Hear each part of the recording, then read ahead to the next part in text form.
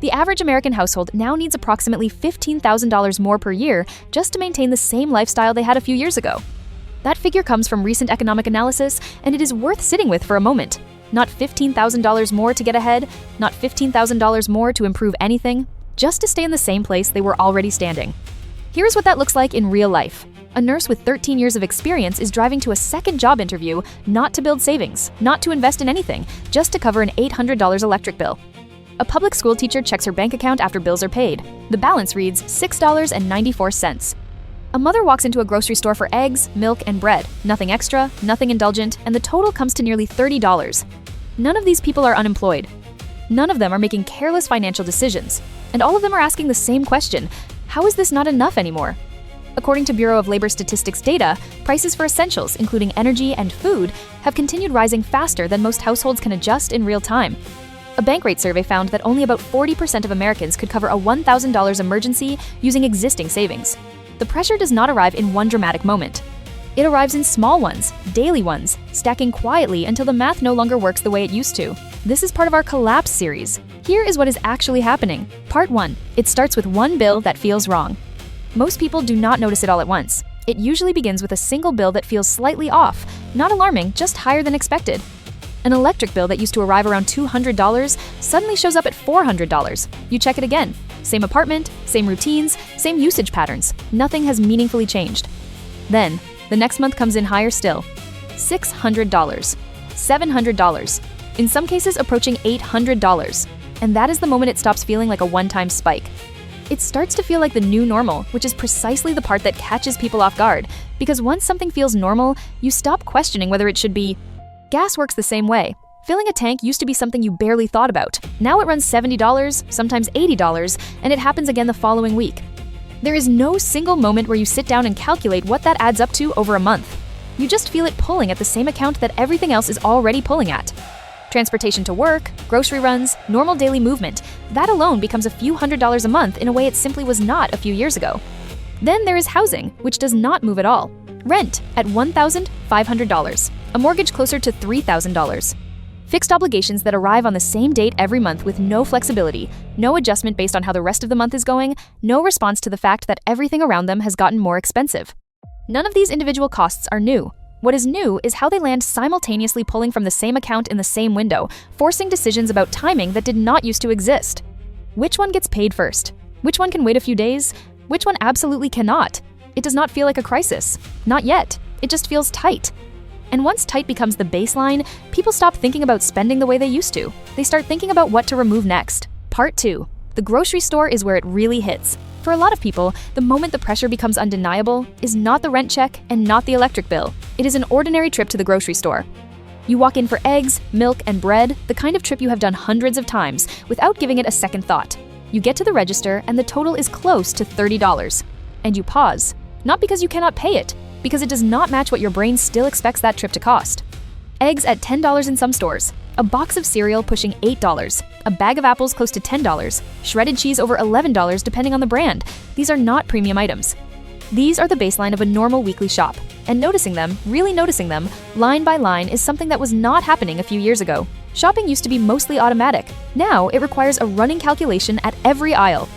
That shift changes behavior in ways that start small and build.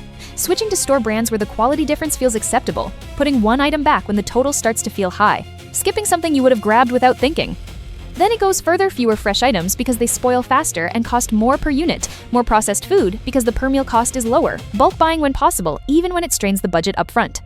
There is also a strange new trade-off emerging that reflects how distorted the math has become.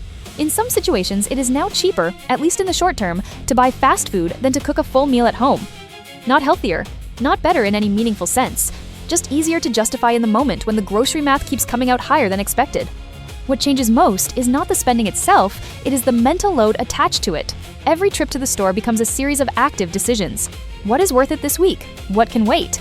What is the difference between this brand and that one, and does it justify the gap? Once even food requires that level of negotiation, something has fundamentally shifted. It is no longer just about prices being higher, it is about how much attention and energy basic living now consumes. Part 3. Stable jobs are no longer enough. On paper, a significant portion of the people experiencing this pressure should not be experiencing it. They have stable employment. Many have degrees. Some have spent a decade or more building expertise in their field. This is not entry-level income. This is not unstable or seasonal work. And yet they are picking up second jobs, stretching shifts, and ending months with almost nothing left. A nurse with more than 10 years of clinical experience heads to a job interview after finishing a full shift, not to move into a higher-paying role, not to build towards something new, but simply to cover bills that a single income no longer handles. A teacher working full-time, with a salary and benefits, qualifies for reduced lunch programs for her own children. A single parent earns just enough to disqualify from assistance programs, but not enough to comfortably cover rent, childcare, and food simultaneously. That gap between qualifying for help and being able to manage without it is where the most pressure concentrates, because the system offers no support there and the math does not work on its own. Childcare deserves specific attention because it functions as a second fixed cost that rivals housing in many households. Depending on location and schedule, full-time childcare can run into the tens of thousands per year. For workers with irregular or extended hours, finding coverage that matches a work schedule without dramatically increasing cost adds another layer of difficulty. People adapt by taking additional shifts, stacking part-time work on top of full-time jobs, and cutting spending in ways that would have felt extreme not long ago. But the outcome is what generates the specific frustration that is hard to describe from the outside. You can work more and still finish the month in the same position you started. When sustained effort stops producing visible progress, people begin questioning not their own decisions, but the structure they are operating inside. Part 4. The small, unexpected expenses that break the buffer. It is rarely one large expense that destabilizes a household budget that is already running tight. It is the small ones, the ones that used to be easily absorbed, arriving at the wrong moment on top of everything else. A car needs a repair. Not a catastrophic breakdown, just something that cannot be ignored and runs a few $100s. A few years ago, that was an inconvenience. Now it becomes a genuine decision. Address it now and delay something else, or delay it and risk a larger problem later. Neither option feels clean. A doctor visit follows the same logic. You start calculating whether you can afford to miss a day of work, whether the bill after insurance will be manageable, and how both of those interact with what is already committed in the same pay period. If the answers are unclear, you wait. That pattern repeats across categories: the small maintenance item that gets deferred, the appointment that gets rescheduled, the repair that becomes a larger repair because it was not addressed when it was still minor. A rent increase of $100 or $200 per month does not sound catastrophic in isolation. But it arrives on top of the electric bill that already went up, the groceries that cost more, the gas that takes a larger share of each paycheck. Individually, any one of those changes is manageable.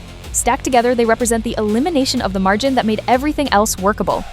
Federal Reserve data has consistently shown that a large share of American households cannot cover a $1,000 emergency expense without borrowing money or selling something. That is not a fringe statistic. It represents a meaningful portion of working households. When the buffer is gone, a single unexpected expense does not stay contained. It triggers a sequence, one adjustment leads to another, that adjustment delays something else, and within a short period, what was supposed to be a normal month starts to feel unstable. People are not just managing money at that point, they are managing risk.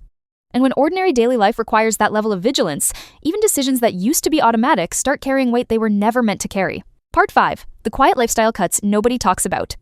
The adjustments people are making do not always look significant from the outside. They are quiet, incremental, and spread across dozens of small categories that individually seem minor. A manicure that used to cost $100 starts feeling difficult to justify when the electric bill is $700. It stops. Food delivery gets cut, not reduced, eliminated entirely. If takeout happens at all, someone drives to pick it up rather than paying the delivery fee and tip on top of an already elevated menu price. Eating out becomes genuinely rare, reserved for specific occasions, or only when a discount makes the math feel acceptable. Coffee at a cafe gets replaced with something made at home, not because the preference changed, but because $5 or $6 several times a week is no longer a number that disappears into the background of a budget. Then, the larger cuts begin. Concert tickets that used to feel expensive at $80 now reach $200 for seats, nowhere near the stage that crosses a line for most people. Travel becomes a shorter trip closer to home, or gets postponed indefinitely. Decisions with more personal weight follow the same pattern: postponing getting a pet, delaying vacations that used to be annual, pulling back on activities for children unless they fit within a tight budget. None of this looks extreme in isolation. Each decision seems reasonable. But when you observe the full picture, what is happening is not the removal of luxuries. It is the redefinition of what counts as normal spending.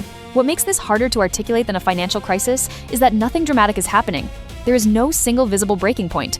There is just a long series of small adjustments that accumulate until the life someone is living looks noticeably different from the one they were living 2 or 3 years ago, with less of almost everything that was not strict necessary, and a constant low-level awareness that even after all of it, the margin is still thin. Part 6. Housing, the goalpost that keeps moving. For For a large number of people, the pressure is not just about managing current costs. It is about watching a future they were working toward become harder to reach with each passing year.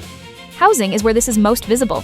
In many regions, local household incomes sit around $50,000 per year, while homes are listed above $300,000, and in coastal markets or areas that have experienced significant inbound migration, far higher. That gap is not a minor friction. It fundamentally changes who can buy and on what timeline. What complicates this further is the character of demand driving prices. In many markets, buyers are not primarily local households purchasing primary residences. Out-of-state capital comes in investors, short-term rental conversions, purchasers using property as a financial asset.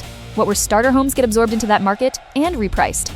Each high sale becomes a reference point that resets expectations for the next transaction, even when local wages have not moved to match. The question people are asking is no longer whether they can afford a particular house right now. It is whether they will ever be able to afford anything in the place where they live and work and have built their lives.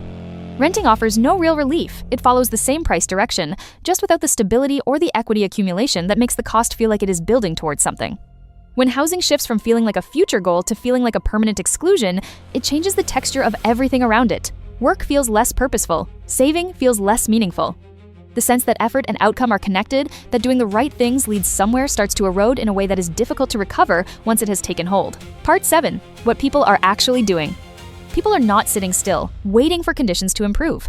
They are adapting continuously, practically, and in ways that represent a genuine reorganization of how daily life is structured. A full-time job is no longer always sufficient as a sole income source, so people are stacking, driving for delivery services after regular work hours, picking up weekend shifts in adjacent fields, selling items online, taking on short-term project work that fits into whatever time is left over after primary employment. The income from these efforts is real, but it introduces a new kind of instability. One week produces more than expected, the next week is slower, and the unpredictability makes planning harder even when the monthly total is higher than before. Inside the household, adjustments become more systematic, cooking in bulk to reduce both grocery spending and per-meal preparation time, coordinating family schedules to reduce childcare costs by keeping coverage within the family wherever possible, sharing resources across extended family networks not as a long-term strategy, but as an immediate, practical response to expenses that outpace individual incomes. These are not signs of dysfunction.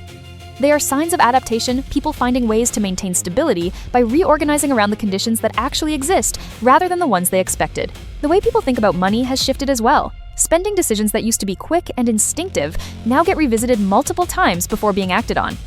Necessary purchases get evaluated for timing, not just whether to make them, but when saving happens. It looks different from how it used to. The goal is less about building long-term wealth and more about maintaining a small buffer enough to absorb one unexpected expense without triggering a chain of adjustments. Even a few $100s set aside starts to feel significant when the absence of any buffer has become familiar. The adjustment has no clear endpoint. It does not resolve into stability. It becomes the routine, and eventually the routine becomes indistinguishable from how life is simply supposed to feel. Conclusion. Most people dealing with this are not waiting for a return to how things were. They are focused on how to keep going under current conditions, not as a short-term coping strategy, but as a practical orientation toward a present that requires more management than it used to. Less long-term planning, more month-to-month thinking, not because people stopped caring about the future, but because the present is consuming a larger share of available mental and financial resources. Expectations have shifted in ways that are quiet but consequential. Homeownership by a certain age, regular vacations, retirement contributions that feel like building something. These have not been abandoned, but they have been pushed further out. For some, indefinitely. The things that once felt like ordinary outcomes of steady work and reasonable decisions now feel like they require exceptional circumstances to reach. What is consistent is the awareness. People are paying attention to prices, timing, and decisions that used to be automatic in a way that has become part of how life simply operates now. Once that level of attention becomes normal, it does not easily recede. The real question is whether this becomes the permanent baseline or whether conditions shift enough to restore the margin people have been operating without. Until that question has a clearer answer, decisions get made based on what exists right now, not on what might change later. What are you doing differently today compared to a year ago? That answer probably tells you more about where things are heading than any economic report.